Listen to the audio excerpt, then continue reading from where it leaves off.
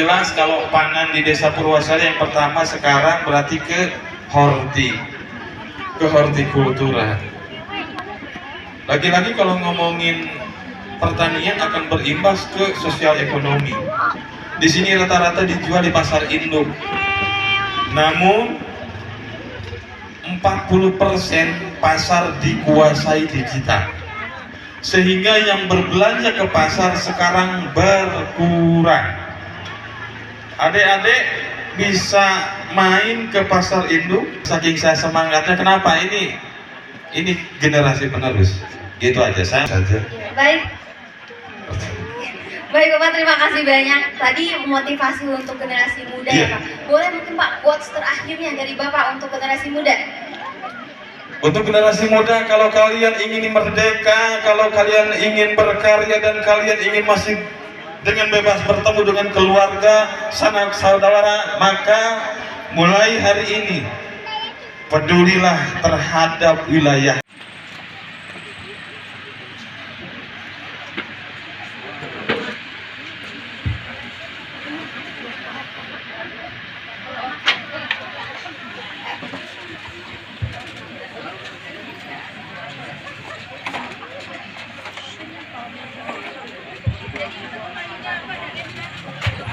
Bismillahirrahmanirrahim. Assalamualaikum warahmatullahi wabarakatuh.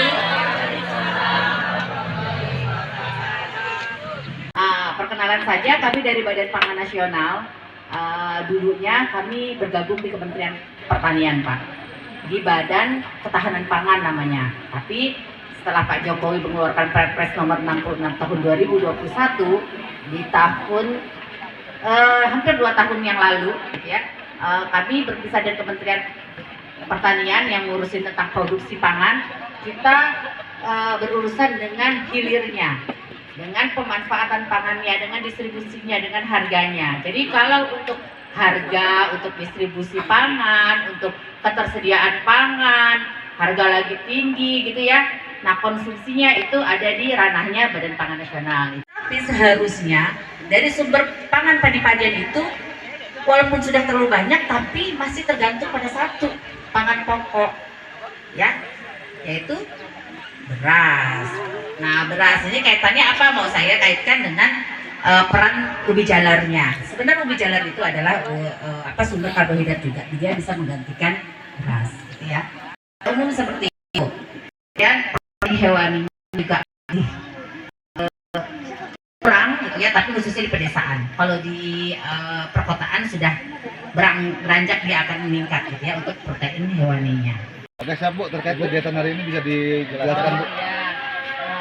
Saya menyambut baiknya di kegiatan ini, apresiasi untuk adik-adik dari Hima Gizi berikan kita untuk sosialisasi edukasi kepada khususnya dan masyarakat mahasiswa dari luar IPB.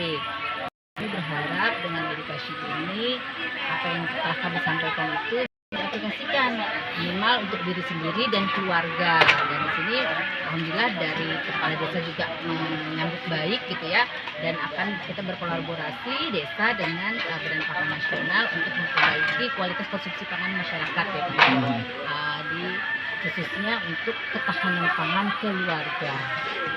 Untuk paparan sendiri apa aja Bu yang disampaikan kepada warga sendiri? Itu kami mengedukasi untuk konsumsi gizi seimbang, gizi yang B2SA, beragam, bergizi seimbang dan aman, untuk menciptakan generasi muda yang lebih aktif, sehat dan produktif. Tanggapan Ibu sendiri terkait kegiatan ini seperti apa?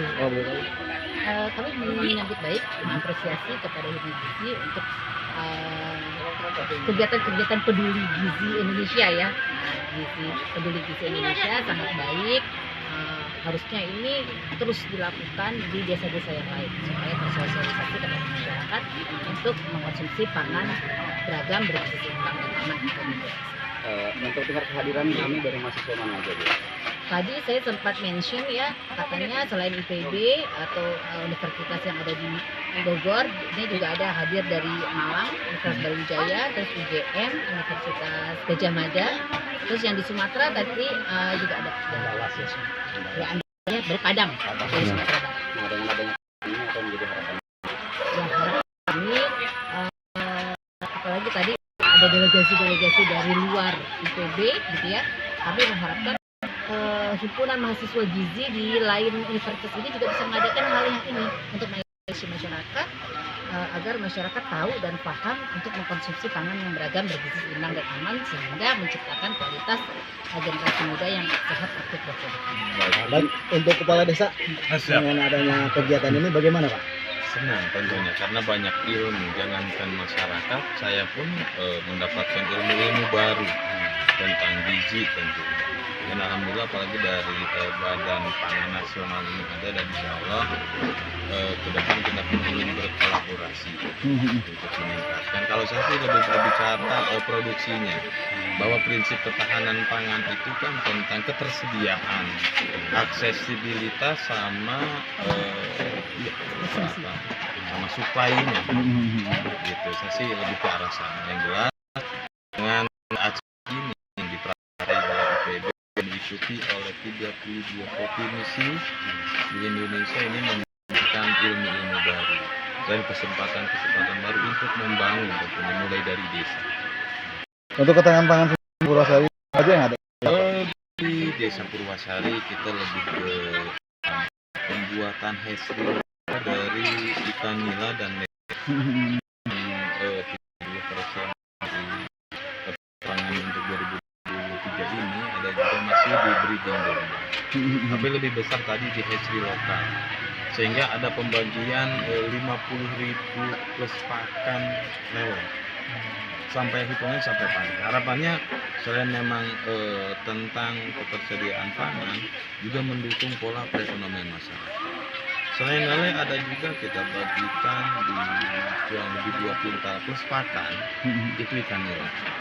Dan berlanjut 20% dari hasil berikutnya kita akan bagikan cuma-cuma. Harapannya agar masyarakat mampu mengelola wilayahnya untuk mewujudkan ketahanan pangan di desa. Bagaimana ketersediaan ini pun tergantung dari desa yang dijalankan oleh warga masyarakat desa. Karena Desa Purwasari sangat dimandangkan dengan potensi alam. Ini lari ke hatchery atau pembenihan ikan. Dan nantinya bukan hanya lele dan nila, termasuk ikan mas, ikan bawal itu nanti kita sediakan. Nah termasuk ini Bu, ada kan judulnya itu apa, umbi-umbian ya.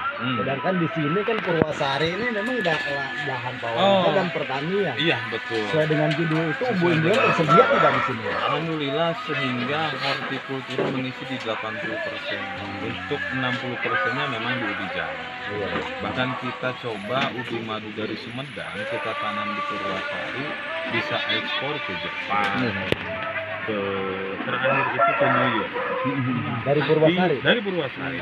Di persoalan apa ya? Ini perlu dukungan dari pihak lain. Karena kami untuk jumlah yang sangat besar kami belum termasuk keterlibatan IPB, karena dari sekian lahan yang ditanam belum tentu semuanya hasilnya bagus. Jadi karena perlu perlakuan khusus tentang ubi cilmu dan ubi madu. Jadi kami sebut ubi cilmu itu di sini ubi madu Purwasari. Untuk masuk ekspor itu memang perlu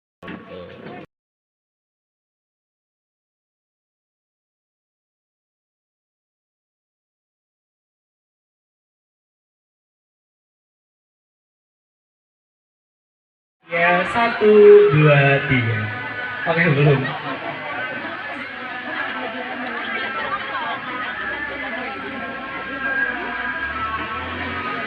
Oke, terima kasih. Terima kasih sekali lagi kepada saudari Indah ya yang sudah menemani kita ya. Oke. Sebelum ini kita akan lanjut ke acara yang selanjutnya ya. Jadi kita akan ada sesi demonstrasi. Oke, saat ini sedang dilaksanakan acara Gizi Peduli Indonesia, di mana mahasiswa gizi seluruh Indonesia datang ke Bogor di Desa Purwasari untuk ada acara pengabdian, di mana pengabdian ini adalah kita menebarkan kebermanfaatan dari kita mahasiswa gizi untuk masyarakat di sekitar. Di mana kegiatan ini tuh pertama tadi ada edukasi pangan lokal, karena sesuai yang dicanangkan dengan pemerintah kita harus ada diversifikasi pangan lokal gitu, pemanfaatan pangan lokal yang bisa kita manfaatkan untuk menjadi bahan makanan pokok sehari-hari. Selain itu juga kita ada demo masak, karena kan pangan lokal yang di Agung-Agungan ini kan adalah ubi ya, ubi sama ikan. Jadi kita mencoba kreatif, kira-kira dari ubi sama ikan ini bisa dijadikan apa ya, dan dapatlah menu yaitu ada pasta ubi atau itu seperti mie yang dimana ditumis dan rasanya juga manis pedas dan itu unik gitu. Jadi rasanya warga masyarakat Desa Purwasari ini cocok harus mencoba menu ini gitu. Terus selain itu juga ada nugget ikan gurame, itu juga menunya dibuat oleh mahasiswa gizi. Nah selanjutnya besok ada gebyar, itu ada kegiatan olahraga bersama. Terus habis itu juga ada edukasi ke sekolah dasar, karena untuk pengabdian ini sasaran kita bukan hanya orang dewasa saja, tapi anak kecil juga ada, lansia juga ada, dewasa juga ada gitu. Jadi besok ada edukasi tentang makan yang bergizi kepada anak-anak sekolah. Habis itu juga ada pelayanan kesehatan. Nanti di pelayanan kesehatan ada cek tensi, cek gula darah. Habis itu ada senam lansia juga gitu. Jadi emang gebyar itu kegiatannya serentak untuk seluruh kalangan masyarakat di Desa Purwasari ini. Terus selanjutnya juga ada dapur umum. Jadi di sini ada siaga gizi. Ketika kita bencana sebagai mahasiswa gizi kita harus melakukan apa sih gitu. Jadi nanti akan ada simulasi ketika ada bencana kita harus melakukan apa. Terus di dapur umumnya kita harus masak apa. Nanti kita ada simulasinya gitu. Nah terus selanjutnya juga ditutup dengan pesta rakyat. Jadi situ kita mengajak warga sebagai perpisahan juga gitu. Jadi masyarakat ada yang tampil, terus dari delegasi mahasiswa seluruh Indonesia juga ada yang tampil, terus panitia juga ada yang tampil gitu. Jadi intinya dari acara ini ya menebar kebermanfaatan lah. Semoga apa yang dari delegasi atau mahasiswa gizi yang datang ke sini bisa bermanfaat, bisa berdampak untuk masyarakat Desa Purwasari. Nah, untuk undangan sendiri yang mengundang siapa aja Pak? Oh tadi banyak dari yang skala nasional, itu ada Bapanas, abis itu ada dari Ajinomoto juga yang mengisi tentang gula garam, terus Oke, udah boleh masak. Selamat masak. teman-teman waktunya 45 menit ya, dan boleh dimulai dari sekarang. Ini segini dulu aja kan ya Bu?